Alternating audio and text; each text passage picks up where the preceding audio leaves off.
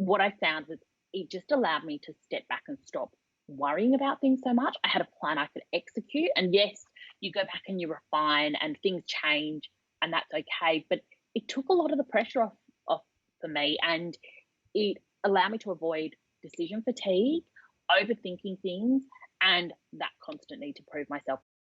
Welcome to Women Who Lead. I'm your host, Jess Carr, business leader, mother, and breadwinner in my family. Join me as I interview interesting and remarkable women from around the world on what it takes to be successful in career and life. My guest today is Rebecca Bangura. She is a career and executive coach and the founder of Beautiful Disruptions, where she's on a mission to help high-achieving women thrive in life and work. She lives in Sydney with her husband and 3 boys.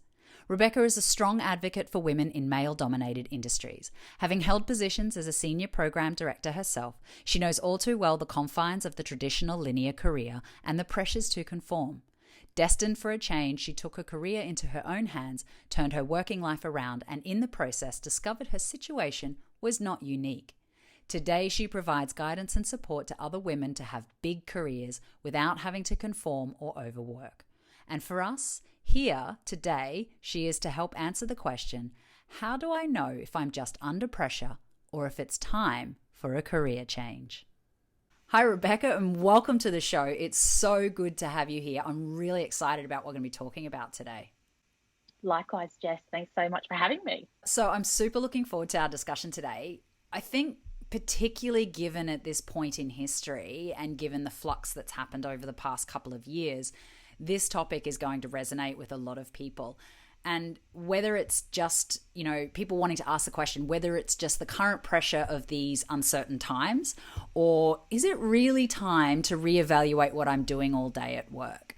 I've seen many articles on LinkedIn and around the web on, they're saying that people are asking this question specifically. So I'm really glad that we're going to be talking about it today. But before you take us through this, can you please take us on a bit of a journey of who you are and, what you do and what are some of the things that you have learnt along the way? Thanks, Jess. So I'm Rebecca. I live in Sydney, as you mentioned, with my husband and our 3 boys. And look, I started my career in pharmaceutical project management and finance, but I've spent the bulk of my career in property and construction. And it's been a really interesting journey. I started out, there weren't a lot of females in that space. And, it was a really interesting and exciting time, but it also was really hard work. And I think I've always had a lot of pressure on myself to really do well. And I've very much defined myself by my career. Which has allowed me to go really far and achieve some great things. I've worked with some amazing clients and managed projects of hundreds of millions of dollars. And I'm really proud of what I've achieved professionally. But I also got to a point in my career where I was just struggling a bit and I just wasn't sure what was next. And that really started for me this journey of self-discovery and really thinking about what is the future for myself. When you first started to think, okay, I'm a little bit unhappy with what's going on around me, how did you actually, what was the mindset that you had at the moment and how did you kind of work through that? Yeah, so look, it was quite interesting for me because I didn't have a moment where I was just like, oh, I hate my job and I need something new.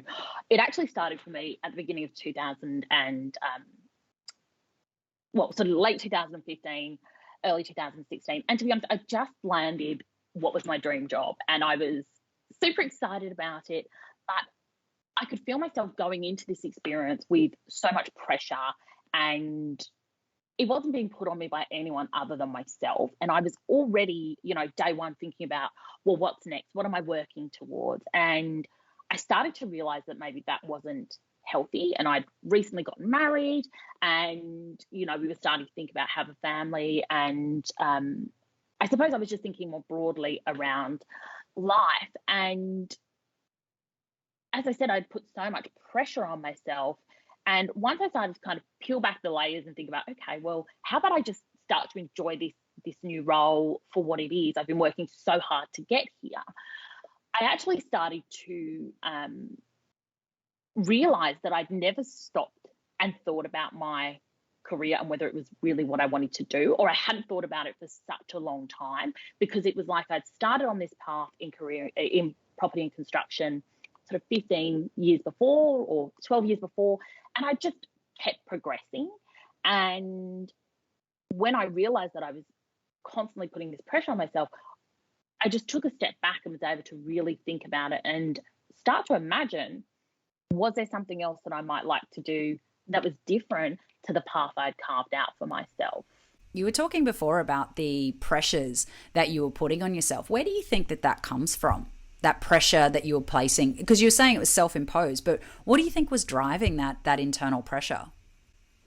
So I've done a lot of work around this. And look, I think we all have some common stories about ourselves that, the common ones, I'm not good enough or I'm not loved. They seem to be sort of common themes that people have that sort of underwrite their life story.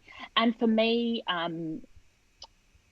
my story is definitely I'm not good enough. And what I found was everything that I did, I was trying to do it perfectly and legitimize my position. And I think it kind of ended up being a bit of a guide for me. I ended up creating a persona that was really bulletproof. And particularly within a male-dominated industry, I felt like I always had to have done everything perfectly, so I couldn't be criticized or faulted. And it was like I had to do things brilliantly in order to progress and in order to prove my worth and my value and to have that seat at the table and have those career opportunities. This is amazing because just in the last episode that we did, I was talking with Neha about the imposter syndrome. And, exact what you're talking about is in all of these studies, by the Harvard Business Review and KPMG, etc., that this is the exact thing that they would class as imposter syndrome, that feeling that we're not good enough. And one thing that was really interesting in there is she would talk about feeling the need to put on a mask or feeling the need to look or act a certain way to fit in rather than, we talk all the time now about bringing your authentic self to work, but I actually think a lot of people probably don't know how to bring their authentic self to work, even if they are in touch with it. I think, it is a difficult thing to bring to work. So what are your thoughts on that? Yeah, look, agree. I think this is classic imposter syndrome, but I think what we often don't recognize is that those thoughts and those beliefs that we have about ourselves are so ingrained that we don't even realize that they're there. So I would say at times I have imposter syndrome, but most of the time I'd say, no, I'm pretty confident. I'm good at what I do and I show up and I deliver, I get results and I do it in a confident and purposeful way.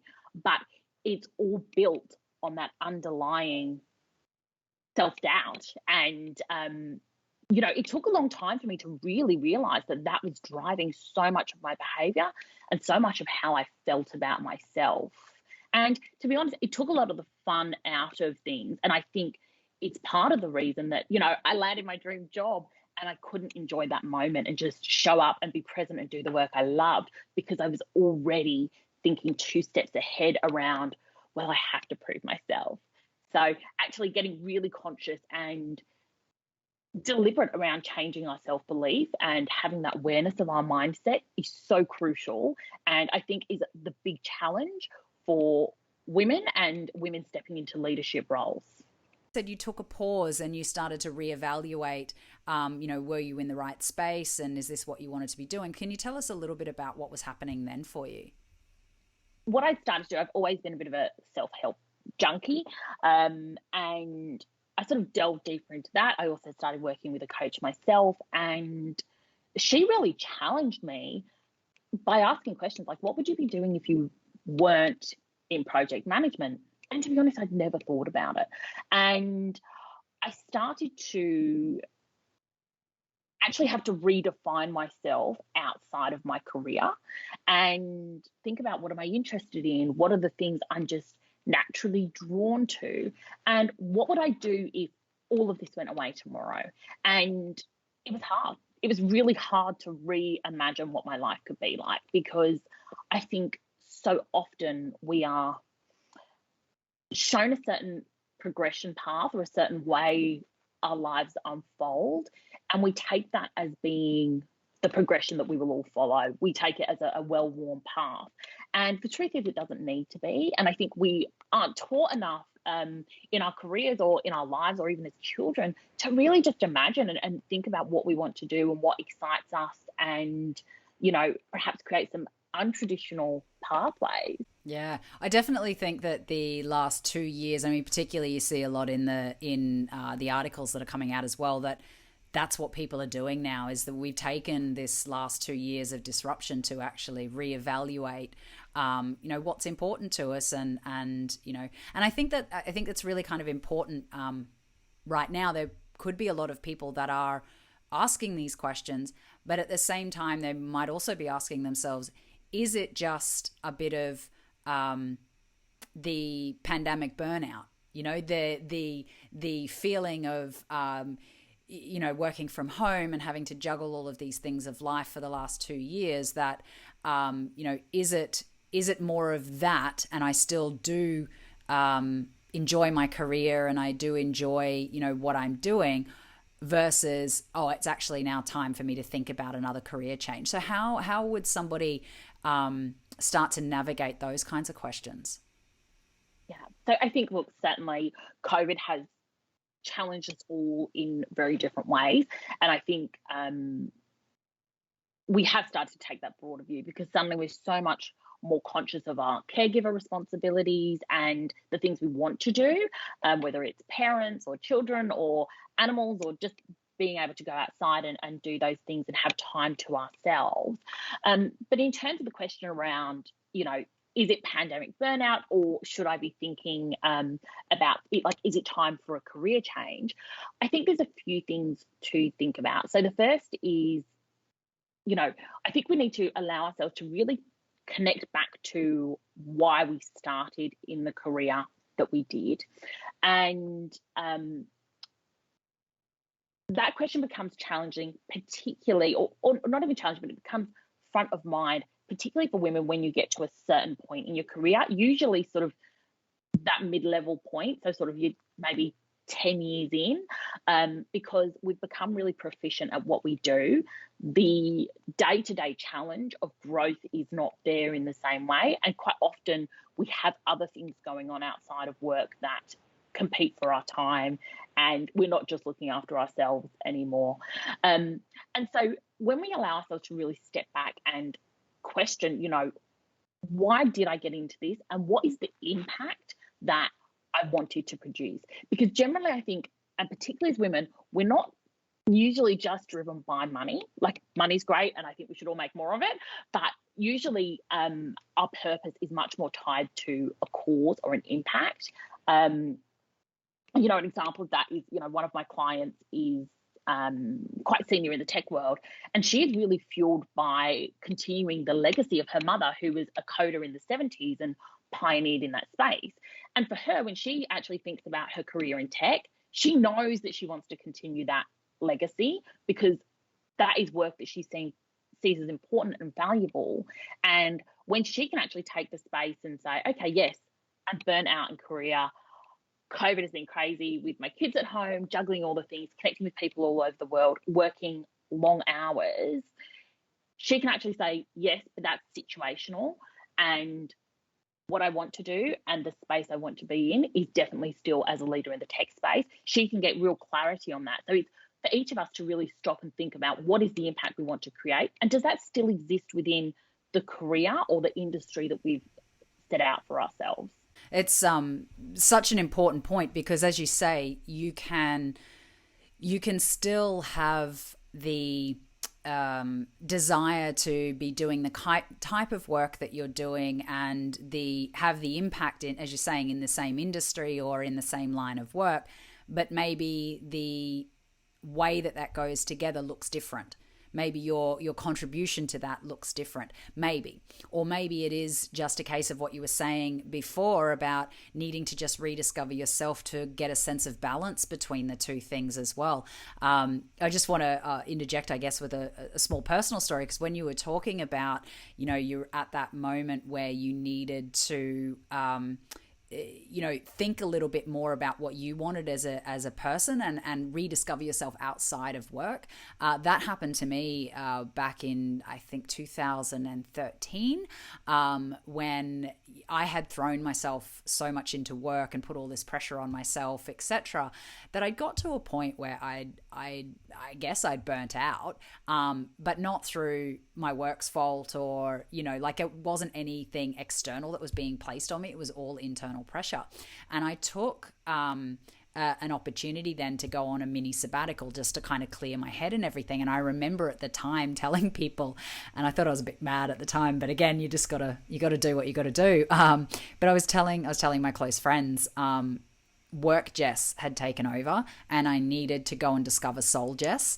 I needed to go and discover who I was outside of what I was just doing in my career, because I needed, in my particular situation, I needed to actually step away from it completely, because I didn't trust myself, or soul Jess didn't trust work Jess to give her the time and space to kind of figure things out. And I mean, for anybody that actually that knows my story, I then left. I was in Sydney, where you are now. I then left, and I think within 2 months I met the man who is now my husband, and my whole world opened up into something that I couldn't have preordained, sitting there in Sydney and making the decision that I was I was going to go and look after soul Jess. So sometimes I think there is a little bit more of something bigger and something more internal driving us that we don't necessarily have control over. But if we allow it to speak, we can certainly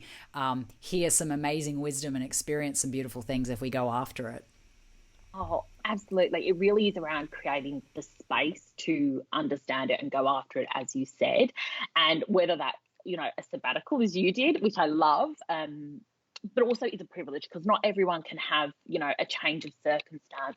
So quite often it's just around, how do I create this safe container where I can explore who I am and who I'm being and who I'm becoming, without necessarily burning all the bridges. And, that's a fine line, and it is at times challenging to find the right environment to do that. And that's why I love coaching, because that is that space. But back to your point, is this idea of like, what am I doing versus who am I being? And I love that. Like, when we actually get back to like, who am I being? I'm a human being, not a human doing. And what does that mean?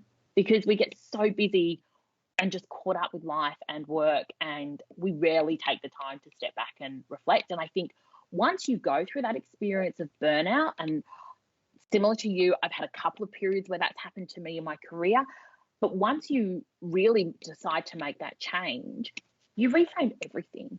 You start to put in place completely different parameters for yourself. And I think this idea of, boundaries, which obviously gets thrown around a lot, there's like, we can understand it academically as a concept, but once you hit the point where you're like, no, I don't just want to be about my career, or I want my career to look like this, or I want my life to look like this, you can start to put in place boundaries that really support that. And they don't feel hard, and they don't feel like rules you're imposing for anyone else. They just feel like the life that you want to live, and you can truly embrace them.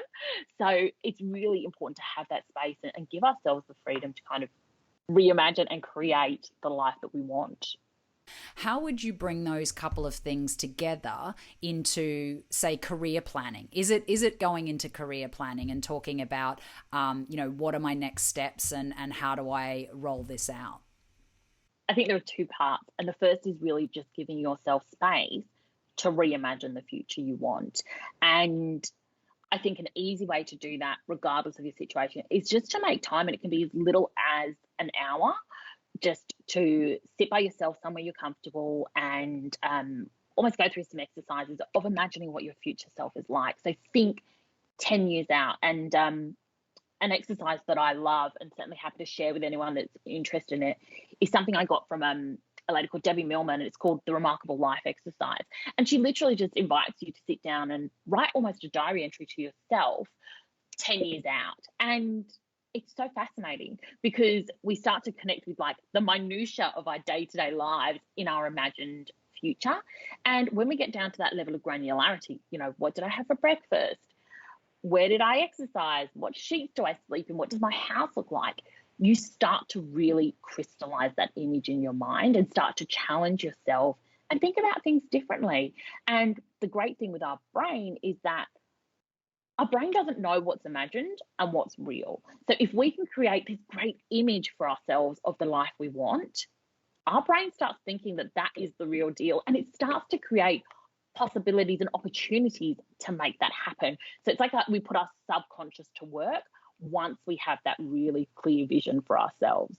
So as I said, I think you can do that really simply just by carving out a little bit of time for yourself.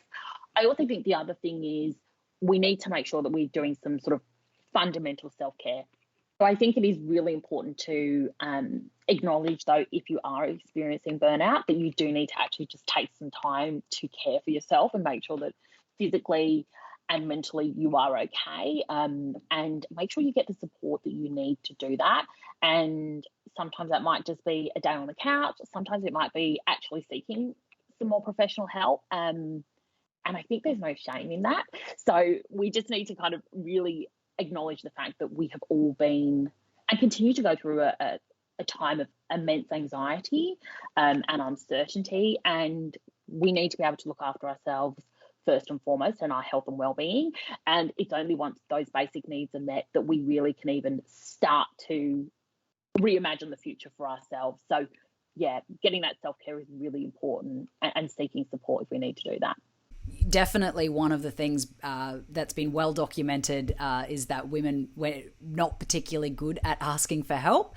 And definitely not being the high achievers that we are. I think it's particularly we're particularly prone to not reaching out and asking for help, not delegating when we need to, and not leaning on that support network that we have because we're afraid of not being seen as being able to do it all, or be able to handle it all. And I see a lot more now in social media and that, encouraging people to be more vulnerable and to break that down. So I do see hopefully the winds of change kind of there, that people don't feel the need to be so masked up when they're, in situations where they need help, and that there are many, many resources out there for people to reach out to and to ask for that support. Absolutely. And, I think you're right. Hopefully we are starting to see that cultural shift in terms of expectations and also how people show up and share insights into each other's lives.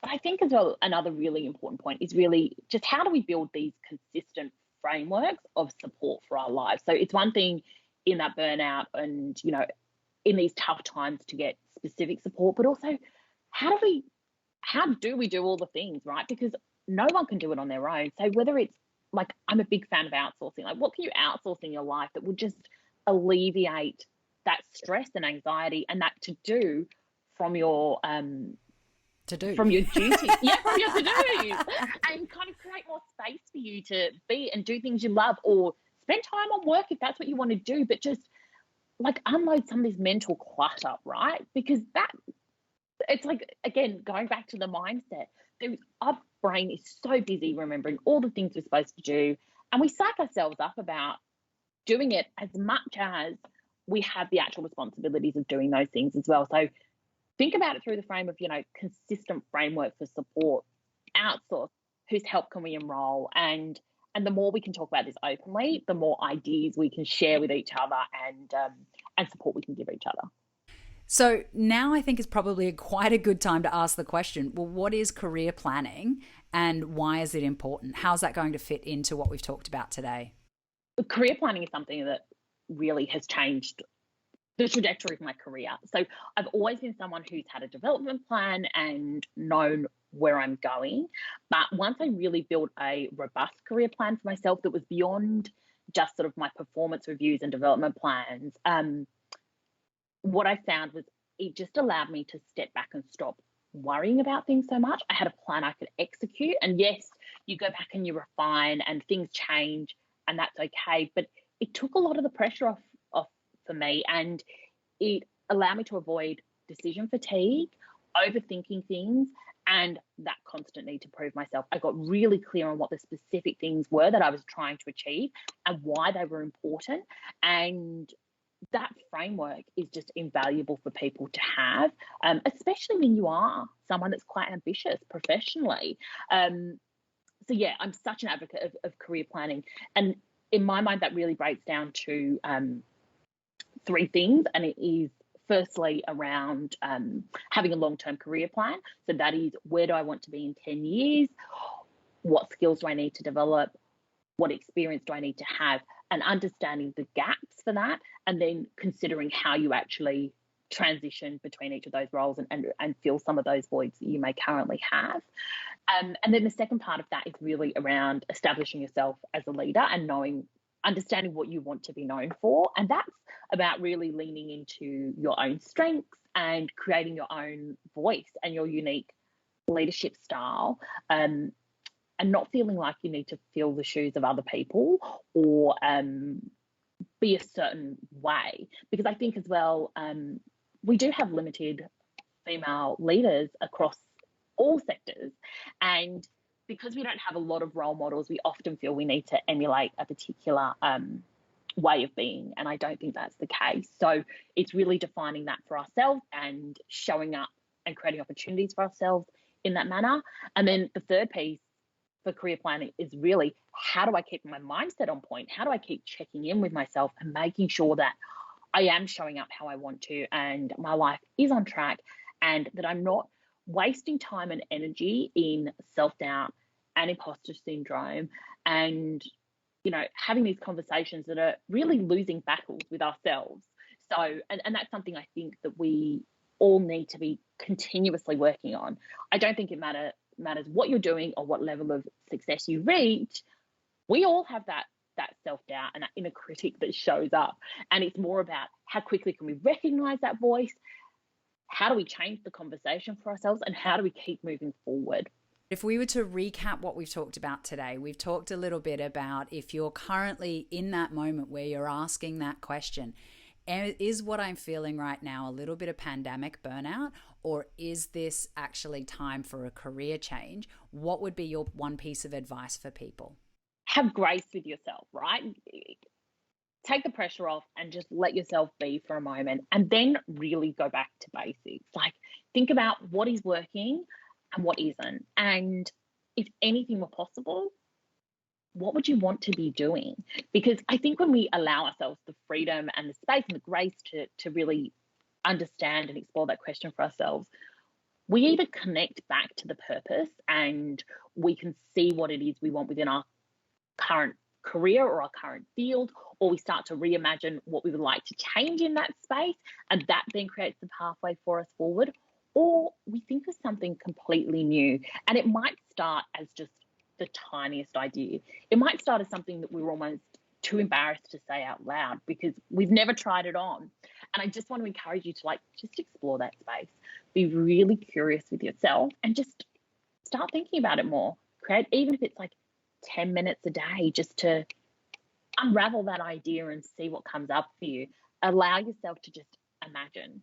And when we really think about, what is it that excites me and what do I want to be doing in 10 years' time, we start to put together the clues. So don't necessarily expect that it will all just come to you at once. Give yourself a safe container to explore and see whether the passion reignites for what you're doing currently, or whether you get some new fires that start to burn brighter for you and point you in the new direction. Oh, definitely. I absolutely love that piece of advice. Then you're absolutely right about that first step. If you are feeling a little bit overwhelmed or a little bit burnt out, to sort of take some pressure off and give yourself some space.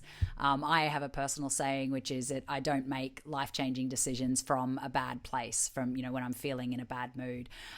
So you can't think clearly when you're in that space. And so you need to give yourself that self-care and grace before you can obviously start to move into the next phases.